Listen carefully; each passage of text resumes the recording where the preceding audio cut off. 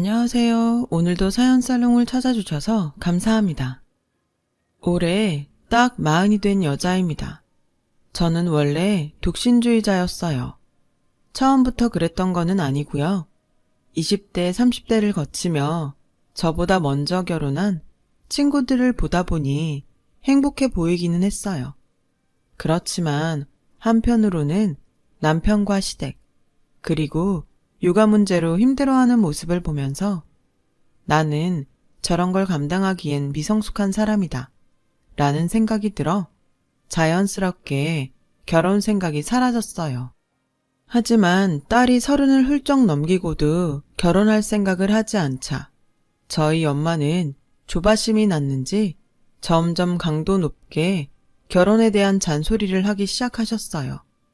저도 퇴근하고 집에 가는 것이 무서워지기 시작하더라고요. 네가 뭐가 아쉬워서 결혼을 안 해? 인물이 빠져? 그렇다고 학벌이 빠져? 그러지 말고 좋은 사람 있으면 얼른 결혼해. 엄마 친구들이 너 아직 결혼 안 했다고 하니까 글쎄 너한테 무슨 문제 있냐고 묻더라. 나이 더 먹으면 엄마가 아무리 아니라고 해도 다들 오해해. 그러니까 더 늦기 전에 시집 가. 지금은 몰라도 나이 더 먹으면 외롭다.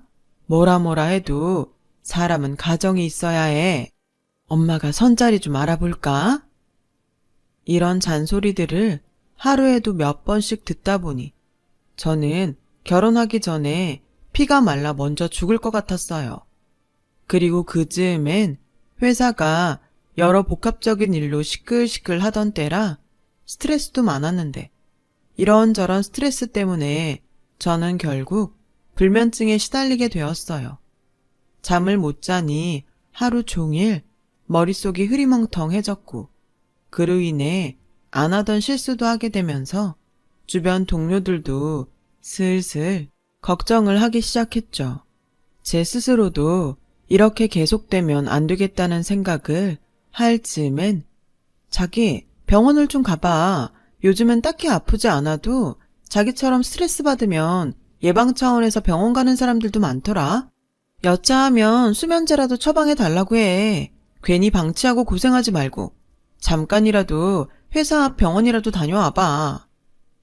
회사에서 친하게 지내는 동료는 그렇게 저에게 병원에 가보라고 권했어요. 그래서 인터넷을 뒤지자 그래도 수면제는 내성이 생기면 좀 무서울 것 같아서 회사 근처에 있는 한의원을 찾아가게 되었죠. 저는 그곳에서 제 인생을 통째로 바꿔놓을 남편을 만나게 되었어요. 남편은 그곳에서 일하는 제 또래의 젊은 의사로 그곳 한의원에 온 지 얼마 안 된 신임 의사였어요. 어디가 불편해서 오셨어요? 어디가 아픈 건 아닌데 요즘 잠을 못 자요. 아무래도 스트레스 때문 같은데. 오래됐어요? 네, 좀 됐어요. 잠을 못 자서 그런지 집중력도 떨어지고 기억력도 예전 같지 않은 것 같거든요. 큰일이네요. 잠깐 손 좀 주세요.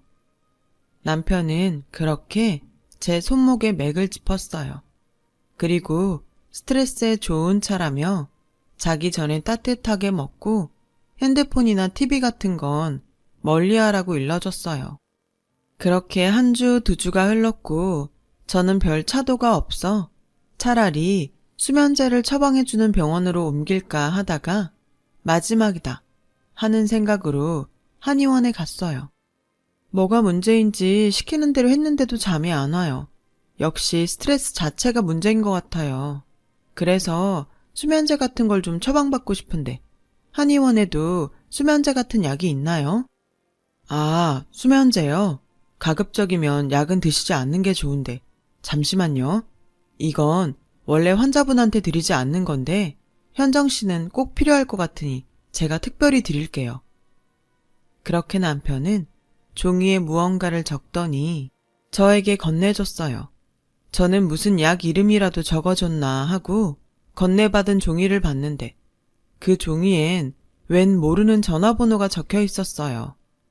이게 뭐예요? 제 핸드폰 번호요. 밤에 잠 안 올 때 저한테 전화하세요. 이 무슨, 저는 황당해서 한동안 남편 얼굴만 멍하니 쳐다봤어요. 병을 치료해달라고 했더니 작업을 하는 거야 뭐야? 라는 불쾌한 생각이 들었거든요. 저는 얼굴 가득 불쾌하다는 표정으로 자리에서 일어났어요. 그러자 남편은 저에게 이렇게 말했어요. 사심은 절대 없으니까 오해는 하지 말고요. 약보다는 대화가 마음을 안정시켜주니까 딱 3일만 저랑 자기 전에 통화해봐요. 3일이 지나도 소용없으면 그땐 진짜 수면제 처방해 줄게요. 근데 아마 그럴 일은 없을 거예요. 저는 너무 호언장담하는 남편의 말에 얼떨결에 전화번호를 받아들고 나왔어요. 하지만 제가 전화를 제 손으로 거는 일은 없을 거라고 생각했죠. 그런데 이상하게도 다시 회사에 들어와 오후 근무를 하는데 무슨 이유인지 하루 종일 남편의 말이 머릿속에 동동 떠다녔어요. 그래서인지 아이러니하게도 그날 오후 근무는 다른 날보다 딴 생각을 하느라 그랬는지 회사 스트레스를 덜 받았어요.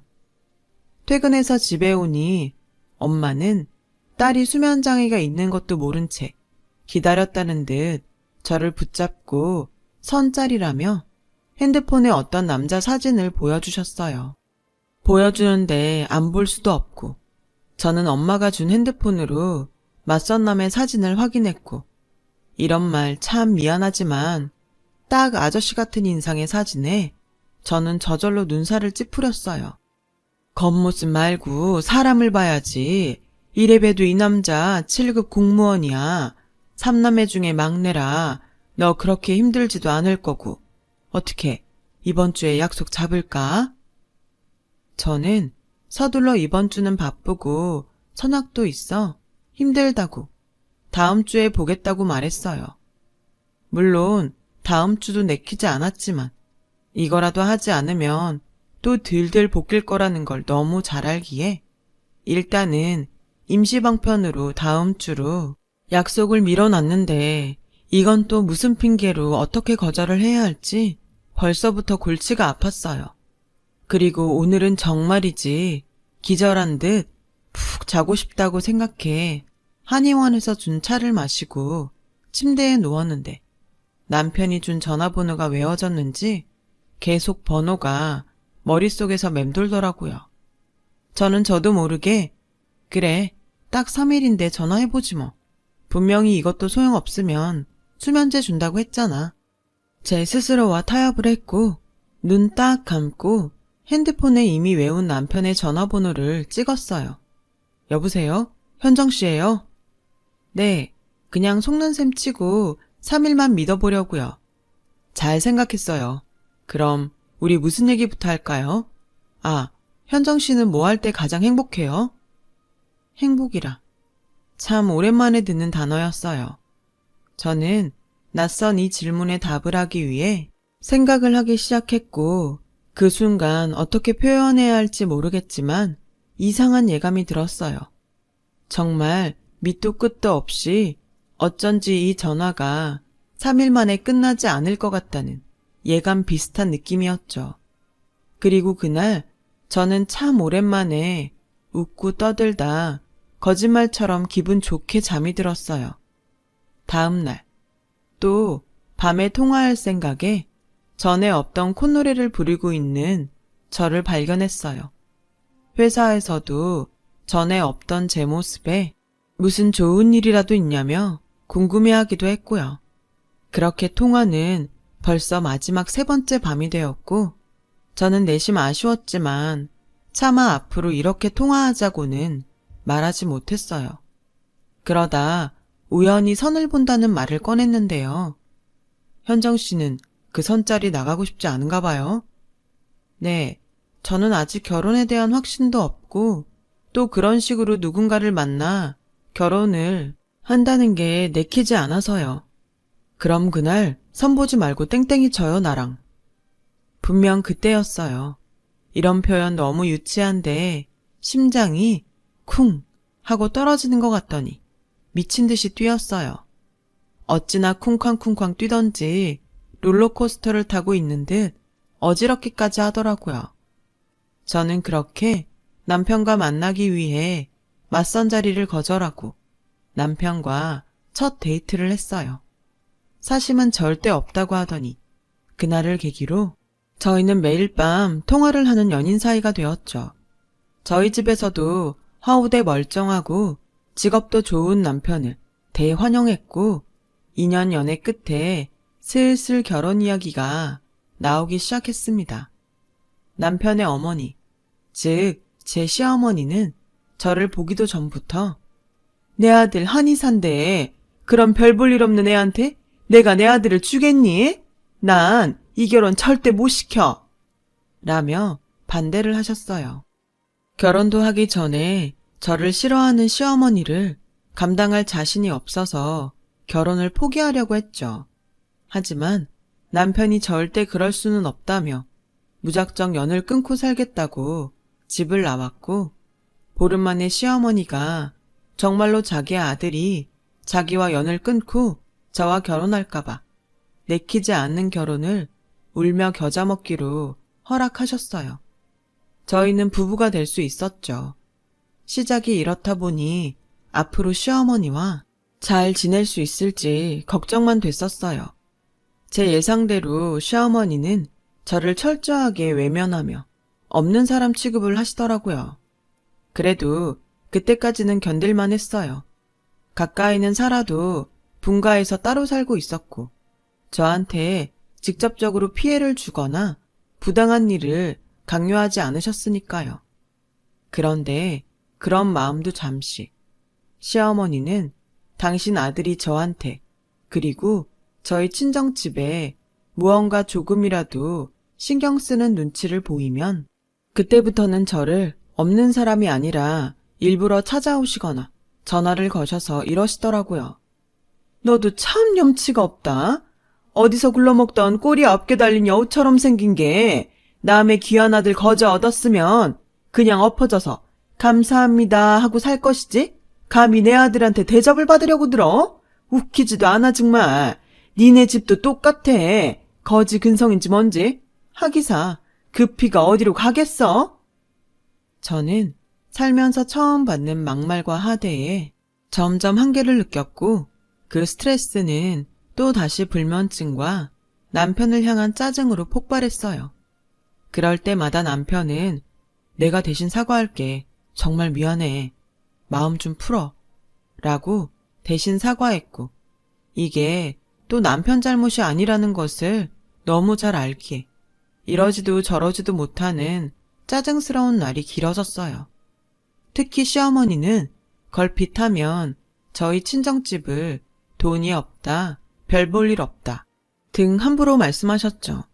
그건 정말 자식된 입장에서 참기가 너무 힘들더라고요. 시어머니는 동네에서 제법 규모가 있고 장사가 잘 되는 국밥집을 운영하고 계세요. 24시간 운영하는 가게는 직원들이 3교대로 돌아가며 일을 하고 있고 저희 시어머니는 가끔 가게를 나갈 뿐 장사에는 이미 손을 뗀 지 오래신데 그간 벌어놓은 돈이 제법 있어서 그렇게 주변 사람들한테 있는 척을 하고 다니셨어요. 그에 반해 저희 친정집은 아버지가 퇴임을 앞둔 선생님이시고 어머니는 평범한 가정주부신데 두 분 다 절약과 검소함을 미덕으로 여기셔서 새 옷을 사는 일은 거의 없으셨어요. 그러니 비싸고 화려한 명품만 좋아하시는 시어머니 눈엔 저희 부모님은 자신보다 훨씬 뭐가 없다고 생각하셨을 테고 결혼할 때도 제가 나이가 적지 않으니 일부러 집에 도움을 받지 않았는데 시어머니는 이 모든 것이 저희 집에 돈이 없어 그런 걸로 생각하셨어요. 그래서 저와 저희 부모님을 어떻게든 잘난 당신 아들을 잡기 위해 얼굴에 철판을 깔았다며 저희 집에 대해 이런저런 없는 말을 함부로 하시는데 사실 검소하신 것뿐 저희 친정집이 그렇게 없는 집은 아니에요. 그렇다고 유치하게 시어머니에게 저희 부모님 그 흔한 대출도 없고 은행에 저축해 놓은 돈도 많은 현금 부자예요. 라고 말할 수도 없는 노릇이라. 정말 미치겠더라고요. 그중에 정말 못 봐주겠는 건 은근 당신이 가게 사장이라는 걸 말버릇처럼 하시는 거였는데 결국 넘지 말아야 할 선을 시어머니가 넘고 마셨어요. 어느 날 막무가내로 저희 집에 와서는 니네 엄마 집에서 노시지. 마침 우리 가게에 일손이 좀 부족해서 니네 엄마가 딱 생각이 나잖아. 그 나이에 어디 나가서 취직하기도 힘들고 나와서 돈이라도 버시라고 해라. 내가 특별히 월급 많이 드린다고 해. 어머니, 저희 엄마 일 안 하셔도 사는데 지장 없으세요. 그냥 마음만 받을게요. 어머, 얘 말하는 것 좀 봐. 내가 모처럼 사돈 생각해서 덕을 좀 베풀까 하는데 뭐? 마음만 받아? 이러니 딸 자식 시집가면 남이라고 하는 거야. 넌 내 아들이랑 잘 먹고 잘 살면서 어떻게 니네 집 신경을 안 쓰니? 나는 딱 봐도 알겠던데. 그러지 말고 다음 주부터 식당에 나오시라 그래. 원래는 내가 직접 가게 나가는 일이 없는데 그래도 명색의 사돈이니 내가 그날은 특별히 나가서 다른 직원들한테 얘기도 좀 해놓고 할 테니까. 저는 단번에 알았어요. 당신 가게에 저희 엄마를 채용해 놓고 당신 아랫사람으로 부려먹고 대놓고 무시하려고 일부러 저한테 생고집을 부린다는 것을요. 저는 못돼 먹은 시어머니의 심보를 알기에 극구 저희 엄마 일 안 해도 괜찮다고 아빠가 엄마 일하는 거 좋아하지 않는다고 말하며 제 선에서 거절했죠. 사실 저도 참 유치한데 시어머니의 아킬레스건이 남편 없는 여자거든요. 그래서 일부러 친정아빠 이야기를 꺼냈어요. 그러자 약이 바짝 오른 시어머니는 제가 당신 성의를 무시한다며 흐르지도 않는 눈물을 억지로 짜내며 통곡하셨고 하필 그 모습을 저한테 김치를 담가 가져온 엄마가 보시고 말았어요. 어머, 사부인 무슨 일 있으세요? 집에 무슨 일 있니? 저희 엄마는 아무것도 모른 채 걱정이 가득한 얼굴로 저희 시어머니를 부축하셨죠. 그 순간에도 저희 시어머니는 엄마가 입고 온 옷과 가방을 보며 얼굴을 찌푸리셨는데 저는 이 거지 같은 상황에 할 말을 잃어 일단은 시어머니를 돌려보내려고 애를 썼어요. 너 꼭 말씀드려라. 다음 주야. 저한테 그렇게 신신당부를 한 시어머니는 그 길로 친구들과 골프 약속이 있으시다며 택시를 잡아 타고 가셨어요. 저는 낮게 한숨을 쉬며 엄마가 가지고 온 김치를 받아들고 정리하려고 하는데 엄마도 눈치가 백단이라 단번에 저에게 고민거리가 있다는 것을 알아채셨어요. 말을 해봐. 무슨 일인데 그래? 아니야. 일은 무슨. 아무 일도 없어. 혹시 시어머니가 시집살이 시키니? 아니. 엄만 네 얼굴만 봐도 알아. 너 계속 그렇게 말 안 하면 내가 직접 네 시어머니한테 물어본다. 저는 엄마의 말에 화들짝 놀라 절대 그러면 안 된다고 설레발을 쳤고 어쩔 수 없이 엄마에게 그간 시어머니와 있었던 이야기를 모두 했어요. 조금 전 어이없는 그 일까지도요. 어머, 네 시어머니 정말 웃긴다. 사람을 뭘로 보고? 그러게 연세를 어디로 잡수셨는지. 근데 엄마 신경 쓰지 마. 김서방도 알아? 알아. 오늘 일은 내가 아직 말 안 해서 모르겠지만 김서방은 맨날 나한테 자기 엄마 대신 사과해. 요즘은 사랑한다는 말보다 미안하다는 말을 더 많이 하는 것 같다니까. 그래도 다행이네. 사위는 쓸만해서. 안 되겠다. 엄마가 한 번은 나서야겠어. 다음 주라고 했지? 시어머니한테 말씀드려. 엄마 출근한다고. 출근을 한다고? 왜? 말했잖아. 한 번은 나서야겠다고. 내 자식 건드리는 거 나도 못 참아. 엄마가 다 생각이 있어. 그러니까 넌 그냥 엄마가 하자는 대로만 해.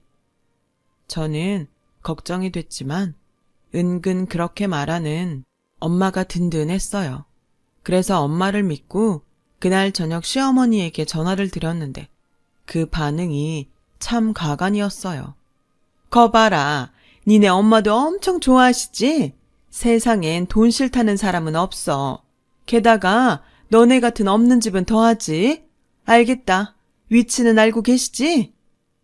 저는 좋아 죽는 시어머니와 전화를 끊고 뿌린 대로 거둔다고 시어머니가 정말로 된통 당했으면 좋겠다는 생각을 했어요. 하지만 차마 남편에게 이런 저의 속마음을 내보일 순 없었어요. 남편도 중간에서 나름으로 스트레스라는 걸 저도 알고 있으니까요. 그리고 디데이인 엄마의 출근 날이 되었어요. 저는 걱정스러운 마음에 미리 시어머니 가게 근처에 있는 편의점에 일찍이 자리를 잡고 앉아서 엄마를 기다렸는데요. 혹여 시어머니가 저희 엄마에게 직접적으로 부당한 말이나 행동을 하면 그땐 정말 앞뒤 생각하지 않고 가게로 쳐들어갈 심상이었거든요. 그렇게 가게 쪽을 한참 보고 있었어요. 택시 한 대가 서더니 엄청 신경 쓰고 나온 듯 명품으로 온몸을 휘감은 시어머니가 내리더라고요. 곧이어 그 뒤를 어떤 고급스러운 벤츠가 어머님 가게 앞에 섰어요. 어머, 벤츠면 다야? 어디 몰상식하게 남의 가게 입구에 차를 세워? 시어머니는 잔뜩 성인한 얼굴로 편의점에 앉아있는 저에게도 들릴 만큼 큰 소리를 내셨어요. 그러자 믿을 수 없는 일이 벌어졌는데요. 그 벤츠에서 내린 사람이 저희 엄마였다는 거예요. 게다가 무슨 일인지 저희 엄마도 온몸에, 아니 가지고 있는 작은 액세서리까지 명품으로 치장을 하셨는데 저 사람이 정말로 저희 엄마가 맞나? 딸인 저도 몰라보겠더라고요. 딸인 제가 이 정도인데 시어머니는 생각도 하지 못한 일에 놀라셔서 벌린 입을 제대로 다물지도 못하셨고 저는 이 상황을 더 자세히 보고 싶어 편의점을 나서니 곧 저희 엄마의 목소리가 들렸어요. 어머, 죄송해요. 가게 위치가 이래서 제 차를 세울 데가 없네요. 사돈이세요? 네, 그동안 잘 지내셨죠? 그런데 가게가 생각보다 작네요. 저는 도움이 필요하시다길래 또 엄청 큰 가게인 줄 알고 당연히 주차장이 있을 거라고 생각했지 뭐예요. 그래서 오랜만에 차도 가지고 나왔는데 미안하지만 잠깐 여기에 세울게요. 아, 입구에서만 좀 떨어뜨려 놓으면 되죠? 네, 뭐 그래요. 비싼 차 누가 긁으면 안 되니까. 역시 이해해 주실 줄 알았어요. 근데 제가 또 비위가 좀 많이 약해서요. 안에 들어가서 위생 상태 좀 봐도 되죠? 제가 일할 수도 있는 곳인데 어떤가 한번 봐야 될 것 같아서요. 저희 엄마는 마치 가게를 점검하러 온 감사원처럼 가게 안에 들어가더라고요. 저도 정말 너무 궁금해서 가게 바로 앞쪽에 비켜 서서 상황을 보고 있었어요. 이곳저곳 위생 상태를 확인하셨는데 24시간 운영하는 가게라 솔직히 그날따라 더 청소나 시설 관리가 제대로 되어 있지 않았어요. 어머, 이 찌든 때 구석에 먼지도 많고. 사돈, 아무리 그래도 음식을 파는 가게인데 위생은 필수죠. 이러다 누가 여기 와서 음식 먹고 탈이라도 나면 어떡해요. 그리고 저거 에어컨 너무 오래되지 않았어요? 저러면 저 안에 곰팡이도 잔뜩 있을 텐데. 죄송한데 나는 이런 거 정말 싫어해요. 원래 깨끗하게 잘 관리하는데 요즘 너무 손님이 많고 또 직원이 없어서 오늘만 그래요. 에어컨은 저래봬도 내가 매년 사람 시켜서 다 청소해요. 동네 장사인데 막 할 수는 없죠. 그렇죠. 그럼요. 이런 조그만 동네에선 소문도 금방 퍼져요. 근데 여기서 일을 하려면 내가 음식 맛을 좀 봐야 할 것 같은데 가장 잘 팔리는 걸로 하나 주세요. 아직은 여기 직원 아니니까 돈 드릴게요. 저희 엄마는 시종일관 눈살을 찌푸리며 가게 이곳 저곳을 눈으로 훑었고, 다른 때면 노발대발하실 시어머니는 그날은 이상하게 꿀먹은 벙어리 마냥 아무 말도 하지 못하셨어요. 지금 생각해보면 너무 당황스러워서 경황이 없으셨던 것 같기도 하고요. 어머, 이거 국물이 왜 이래? 육수 맛이 하나도 안 나네. 그리고 이 김치는 딱 봐도 중국산 김치고. 사돈, 정말 이런 게 여기서 가장 잘 팔리는 거예요? 정말 이런 게 팔려요? 저는 그때 분명히 봤어요. 시어머니가 단단히 약이 올라 죽겠다는 그 얼굴을요. 저는 참으려고 해도 입꼬리가 저절로 올라가 피식피식 웃음이 새어나왔고, 저희 엄마는 그날 마치 작정이나 한 듯이 이렇게 말했어요. 사돈, 저는 솔직히 사돈이 매사 말씀하시는 걸 보고 대단한 부자인 줄 알고 착각했었어요. 그래서 일부러 제가 더 겸손해야지 생각했는데, 지금 보니까 우리 사돈 정말 열심히 사시는 분이셨네요. 이렇게 한 푼 두 푼 모아서 지금 걸치고 있는 거 하나 둘 사시는 거군요. 열심히 사는 모습 정말 보기 좋아요. 저는 남편이 밖에 나가 일을 한다고 하면 하도 난리를 쳐서 죄송하지만 여기서 일은 못할 것 같네요. 가게가 좀 크고 괜찮으면 가족끼리 돕는다고 얘기라도 해보려고 했는데 우리 그이가 이런 줄 알면 난리를 칠 거라서. 그럼 저는 이만 가볼게요. 아, 맞다. 잠깐만요. 저희 엄마는 갑자기 가게에서 나오더라고요. 저도 얼른 숨었죠. 차에서 에르메스 쇼핑백을 가지고 나왔고 그걸 시어머니에게 주며 이렇게 말씀하셨어요. 이거 저희 애 보면 좀 전해주세요. 좋아 보여서 하나 샀는데 명품이라고 하면 아주 칠색팔색을 해서 좀처럼 가지러 오지 않으려고 하더라고요. 애가 워낙에 지아빠 닮아서 욕심이 없어요. 이런 말 좀 제가 푼수 같긴 한데 저희 집 양반이 교육자 치고는 자산가예요. 그래서 저희 집은 저 말고는 그렇게 돈 쓸 사람이 없답니다. 그럼 사돈 건강 조심하시고요. 이만. 저희 엄마는 그렇게 저희 시어머니를 우두커니 세워놓고 유유히 벤츠를 끌고 돌아가셨어요. 어찌나 통쾌하던지. 저는 하마터면 소리를 다 지를 뻔했어요.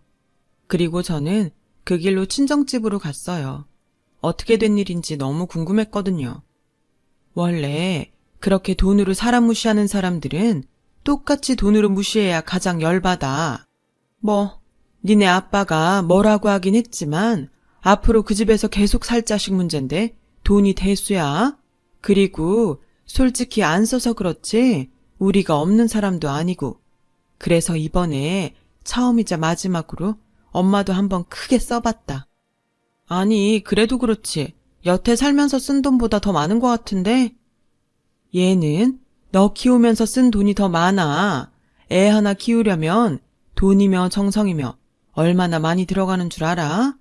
그렇게 그냥 돈만 쓰는 건 쉽지. 그래서 이런 건 값어치가 없어. 난 그 비싼 차보다 네가 더 비싸다. 넌 엄마 아빠한테 가장 비싸고 소중한 명품 중에 명품이야. 엄마 아빠표 리미테이션. 저는 엄마의 말과 사랑에 크게 감동받았어요. 사람이 귀하지 돈이 귀한 게 아니잖아요. 그리고 그날 저녁 엄마가 맡겨놓은 에르메스 가방을 가지러 시어머니 댁에 찾아갔고 저는 또 한 번 통쾌함을 맛볼 수 있었어요. 시어머니는 그새를 못 참고 저희 엄마가 맡겨둔 에르메스 가방을 꺼내 거울 앞에서 자신의 가방인 척 사진을 찍고 있다가 저한테 딱 걸렸고 그 순간 도둑이 제발 저린다고 얼굴이 빨개져서는 헛기침을 몇 번이고 하셨어요. 어머니, 그래, 넌 왜 연락도 없이? 아니, 제가 싫다고 했는데 저희 엄마가 그 가방을 어머니한테 맡겼다고 해서요. 그래, 하자가 있을까봐 꺼내서 한번 봤어. 넌 그러고 왜 이 좋은 걸 싫다고 하니? 엄마가 사주시는데. 저는 그런데 돈 쓰는 거 싫어요. 지가 아무리 좋아도 가방이잖아요. 그렇긴 하지. 그럼 너 이거 안 쓸 거니? 아, 혹시 어머니 갖고 싶으세요? 그런데 어쩌죠? 제가 이거 그냥 저희 엄마 쓰라고 했는데 어머님이 갖고 싶으시면 제가 저희 엄마한테 다시 말해볼까요? 아니 됐다. 나도 뭐 이 정도는 살 수 있어. 그냥 네가 안 쓰면 아까우니까 나라도 쓸까 했지. 그리고 난 원래 이 브랜드 안 좋아해. 아, 그러시구나. 하기사 어머니는 에뚜로 좋아하시죠. 보면 거기 물건이 많으시던데. 그날 이후 저희 시어머니는 저희 친정집 무시하던 말버릇을 단번에 고치셨어요. 그리고 가끔 도대체 니네 집에 돈이 얼마나 있냐고 물으시는 날도 있는데 저는 그럴 때마다 정확히 알 수 없을 만큼이라며 대답해드려요. 뭐 진짜로 정확히는 모르기도 하고요. 그냥 두 분이 행복하게 사실 수 있는 만큼은 가지고 계신다고 알고 있고 저 역시도 나중에 저희 부모님처럼 많은 돈을 쫓기보다 저희가 행복할 수 있는 딱 그 정도만 있으면 좋겠다고 생각해요. 이렇게 저는 저희 엄마 덕에 요즘은 마음고생 없이 잠도 잘 자며 전에 느끼지 못한 행복한 신혼생활을 보내고 있어요. 비록 늦은 나이에 만난 남편이지만 얼마 전 아이도 생겼고 앞으로 더 행복할 미래를 꿈꾸고 있답니다. 이젠 정말 가끔 특별한 날이면 시어머니를 뵙는데요. 한참 어린 저지만 저는 시어머니가 이제라도 돈이 아닌 진짜 행복과 즐거움을 쫓으셨으면 좋겠어요. 그렇다면 저희 고부도 지금보다는 더욱 가깝게 지낼 수 있겠죠. 지금까지 저의 이야기를 들어주셔서 감사합니다. 건강하고 행복한 날들 되시길 기도하겠습니다. 여러분, 사연 댓글에 응원과 현명한 조언 부탁드려요. 좋아요와 구독은 저에게 큰 힘이 됩니다. 오늘도 좋은 일 가득하세요.